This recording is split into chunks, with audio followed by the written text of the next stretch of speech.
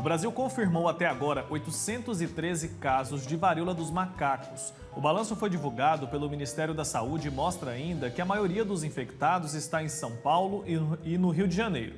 Ontem, a líder técnica da Organização Mundial da Saúde avaliou a situação do país como muito preocupante.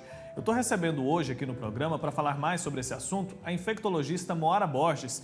Doutora, bom dia, seja bem-vinda aqui ao Santo Café. Bom dia, muito obrigada pelo convite. Então, doutora, 813 casos confirmados. Eu quero que a senhora fale um pouco para a gente sobre as características principais dessa doença. Certo. A varíola dos macacos, ou monkeypox, como a OMS preferiu denominá-la, para evitar que haja algum preconceito ou alguma relação com animais, né? Os macacos, por exemplo, é uma zoonose viral. Ela é transmitida para os humanos inicialmente nos locais endêmicos, com contato com animais, principalmente roedores, e os sintomas principais são as lesões de pele.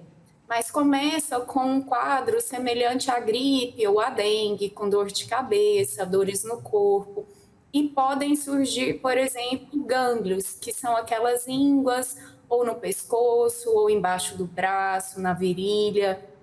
Posteriormente a essa febre, em torno de 3 dias, surgem as lesões na pele. Elas geralmente surgem primeiro na face, vão para outras partes do corpo, mas nesse momento a apresentação clínica tem sido um pouco diferente do que a gente via lá nos países da África. As lesões podem parecer, por exemplo, algumas espinhas com líquido claro ou purulento, que evoluem para ulcerações e depois para crostas.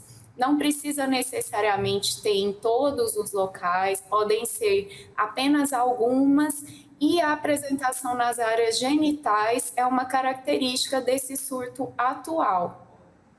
E ela é transmitida de que forma, doutora? É uma doença de fácil transmissão ou não?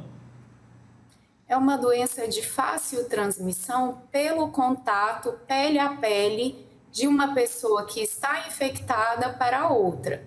Esse contato ele pode ser, por exemplo, durante um abraço, durante um contato sexual ou com objetos como toalhas, roupa de cama, que foram contaminados com esse vírus de uma pessoa para esses locais e posteriormente para outra. Existe também a transmissão respiratória, então por gotículas de uma pessoa que passa um período prolongado com outra. Então por isso que hoje a gente também recomenda o uso de máscaras para prevenção dessa doença, assim como a higiene de mãos e evitar compartilhar objetos.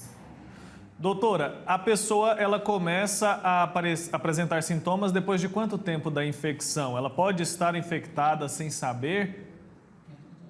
Pode sim. Em geral, dentro de 5 a 13 dias após a exposição, a pessoa começa com esses quadros de febre e dor no corpo. Mas até 21 dias do contato ainda pode desenvolver sim a infecção. E a partir do momento em que ela foi contaminada, ela já começa a contaminar também outras pessoas ou tem um período ali? Esse período entre o contato e o desenvolvimento dos primeiros sintomas a gente chama de período de incubação. Não se sabe, mas para outros casos que já se teve, esse período não é transmissível. A transmissão é somente ou principalmente depois que a pessoa desenvolve os sintomas em si. A gente já tem um remédio? Como as pessoas infectadas estão sendo tratadas hoje?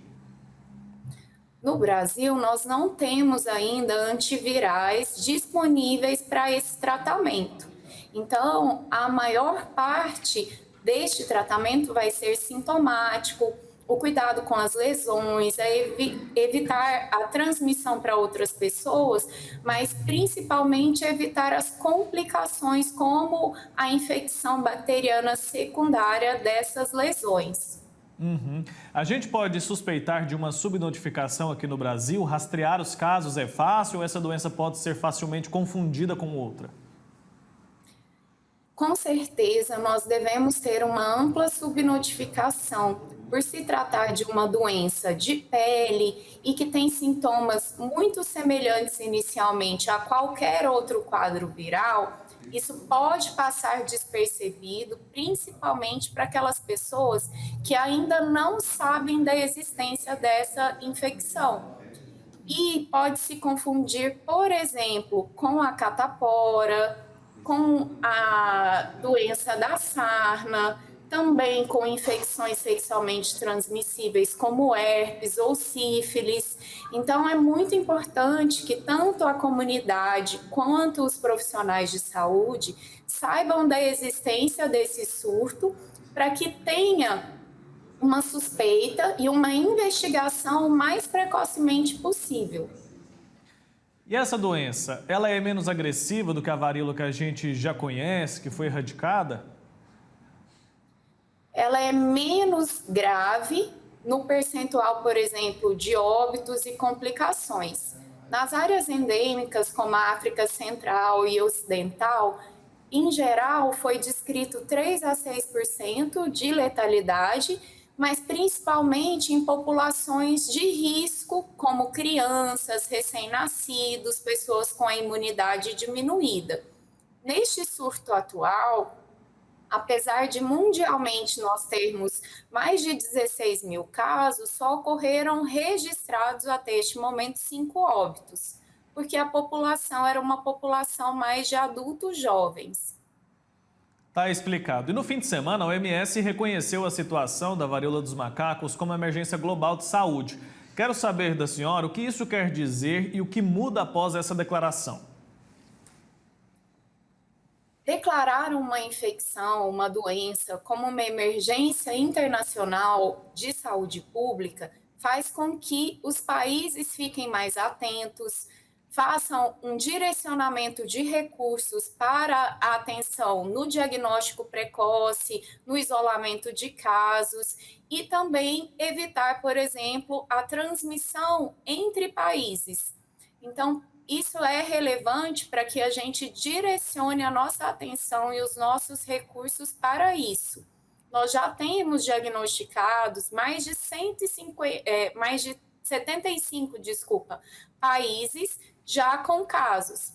Então, exatamente por isso, e pelo aumento muito rápido do número de casos desde maio até agora, é que torna uma atenção especial em todos os países do mundo para o seu reconhecimento e para que a gente consiga conter esse surto. A erupção cutânea é aquela ferida na pele, a senhora já explicou, né? Ela aparece alguns dias após o início da febre, né? Então, ela aparece no fim da infecção, doutora, ou não? Não, na verdade, funciona como uma evolução da doença. Então, a partir de mais ou menos 3 dias do início de sintomas gerais, como febre, dor no corpo, vão surgir as lesões de pele. Essas lesões, elas têm um período de evolução. Elas passam daquelas espinhas com líquido purulento para úlceras e crostas dentro de 2 a 4 semanas. Então, não é muito no fim, é um período de progressão. Essa doença, varíola dos macacos, ela já foi identificada em 74 países. É possível que ocorra uma epidemia ou uma pandemia? Sim, pela OMS essa semana nós temos realmente mais de 74 países acometidos e com isso é possível sim que tenhamos o acometimento em outro número maior. Pode ser que nós venhamos a ter uma epidemia ou uma pandemia e somente nos próximos dias ou meses é que nós poderemos avaliar o impacto disso mundialmente. Como que é feita a testagem? Existem exames específicos? Existem exames específicos para a identificação desse vírus, está disponível nos laboratórios públicos e também em alguns privados, e é feito com a coleta de material de secreção dessas úlceras, através de um cotonete, por exemplo, e também pelo exame das crostras. e com isso é feito um exame de biologia molecular para identificação especificamente desse vírus e para descartar também outras doenças que podem ser diagnósticos diferenciais. Tá explicado, doutor. Agora, essa doença, ela é nova ou não? Porque ela já existia em alguns países africanos, né? Ela já era endêmica nesses países? Como que funciona? Esse vírus ele foi identificado em macacos de laboratório em 1958. Casos humanos já desde 1970, mas era restrito a áreas, por exemplo, com florestas tropicais, onde as pessoas poderiam ter contato com esses animais, que são os reservatórios, principalmente roedores, e não tinha uma quantidade de casos muito importante fora dessas áreas da África Central ou Ocidental. Nós tivemos poucos surtos nos últimos anos em países fora dessa região, mas geralmente com um vínculo epidemiológico. Não podemos dizer que é uma doença nova, mas com esse acometimento mais difuso, sim, e a apresentação clínica dela atualmente também é diferente do que a gente via lá nas áreas endêmicas.